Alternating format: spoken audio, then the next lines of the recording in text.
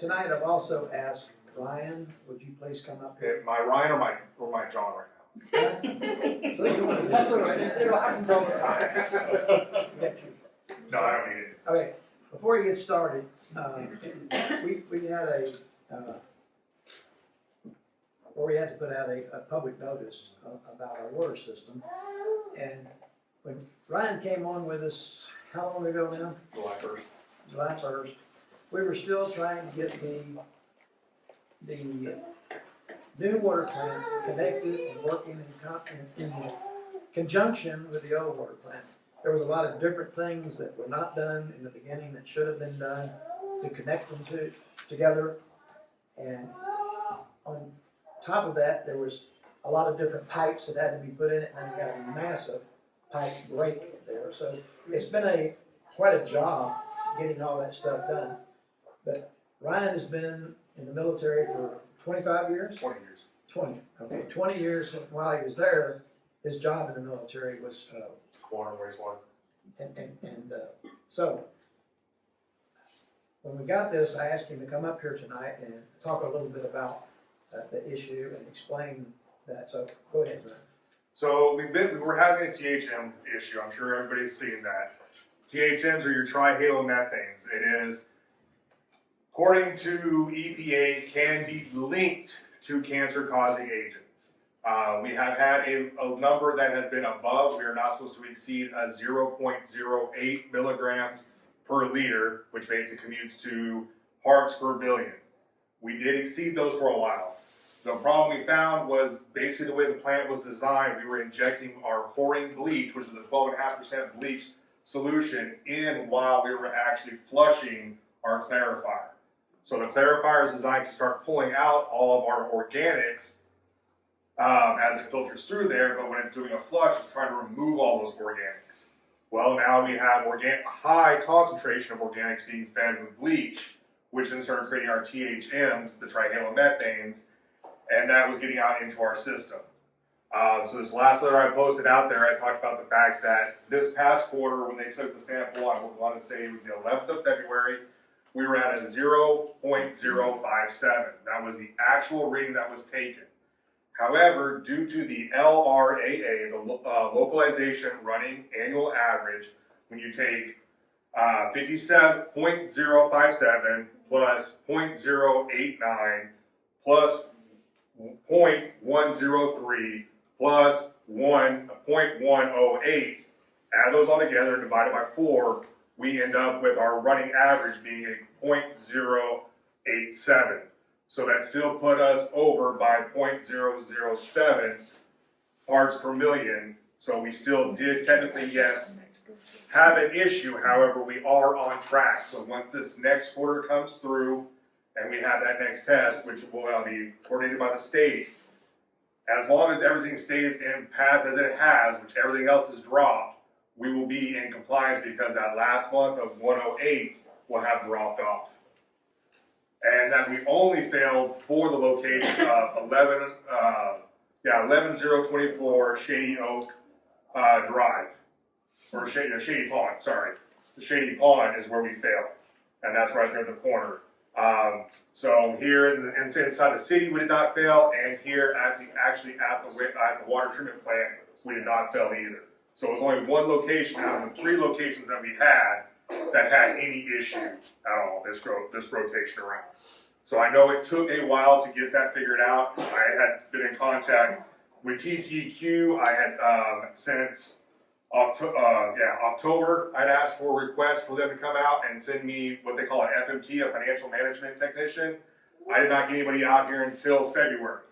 So it was, I had contacted individuals who have a similar plant up in Oklahoma. I had contacted one of their managers up there. I contacted a separate plant out of Oklahoma and a couple plants around here. And their only answer was to go to basically either go ozone. Dang, I'm wrong. Yeah, for disinfection. Dichloride. Dang it, that one word is just slipping my brain. We wouldn't know it anyway. Yeah, crazy. So, I got the word. right. Anyway, it's a different form of chlorination, but but it requires us to actually create it on site. It is very volatile, and it then requires a higher grade license personnel to actually perform the plant operations, and it's not going to make anything better because as the water goes out of the back of the plant, we still have to treat it with chloramines because no other, whether it be UV, ozone, or dichloramines, you still have to create chloramines to treat the water so that we have water still treated going all the way through the entire distribution system. So I know I said a lot of words, and I'm sure none of it makes any sense to anybody, including myself. But if you have any questions, don't hesitate to ask. I put the number on that letter at all the times. At any point you call, you'll get redirected to me, and I will sit there and I will explain it. And if I need to get crayons and matte pencils, we'll sit down and draw it out to make sure everybody understands. Because I want you to understand we're doing our best to ensure you have the best water. We appreciate it. Thank you. Yes. You're gonna say something about how long this has been happening since the 90s. So yeah, with the THMs, all the way back into 1974, the Clean Water Safe Drinking Act is basically kind of started bringing this around when people started realizing the THMs are an issue. It breaks down into your chloroforms, your bromochloroforms, and your dibromochloroforms are the main ones that they're looking at. As you go through the actual linking of it, nothing has truly been actually said, yes, if you have chloroform in your blood system, that you're going to get bladder cancer.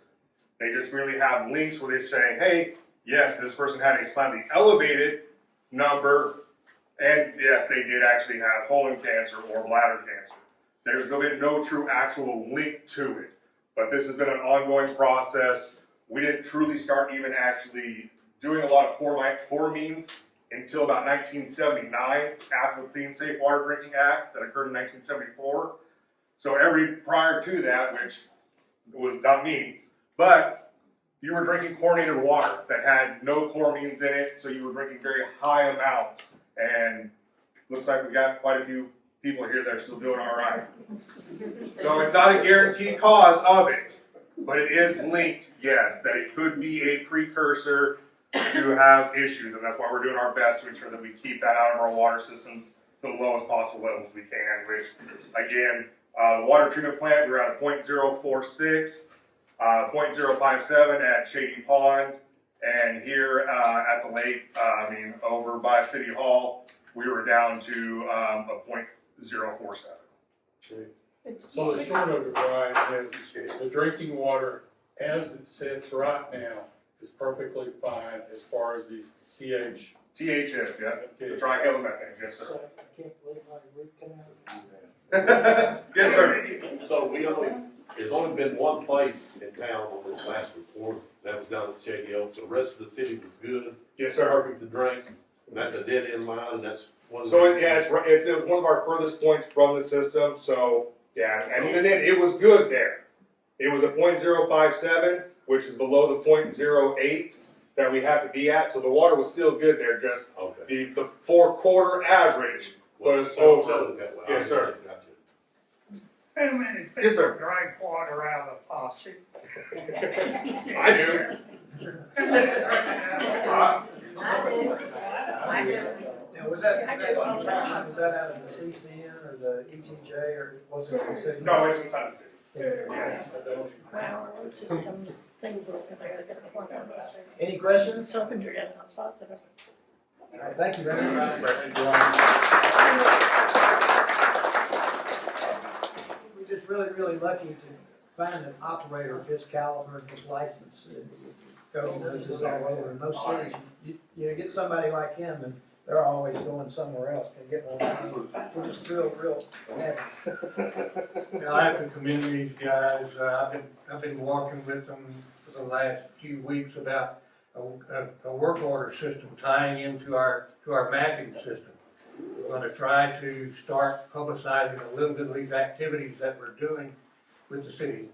These gentlemen are instrumental in getting these particular things done. I'm very proud of them. They're very intelligent. I'm glad they're smarter than me, but we are trying to work these things. But I do have a question about our sewer system. y'all can probably answer this for me better than anyone else, is that, what's in our restrooms? We have a product that we use that is paper. What is that paper called? Is anything else supposed to go down our toilets? No. So, try to talk to your kids, try to talk to anyone that may not know. Try to watch out what's going down those sewers. Nothing else but paper should be going down there and that's what happens a lot. How about flushable wipes? No. No. No, do not break down and Not just only tear needs the to plant get up. down into the pipe. It says on it, not flushable. If anybody has lost a wrench, we Yeah. found it in one of our listings recently. About a 10-inch crescent wrench. Was it $10? Yes.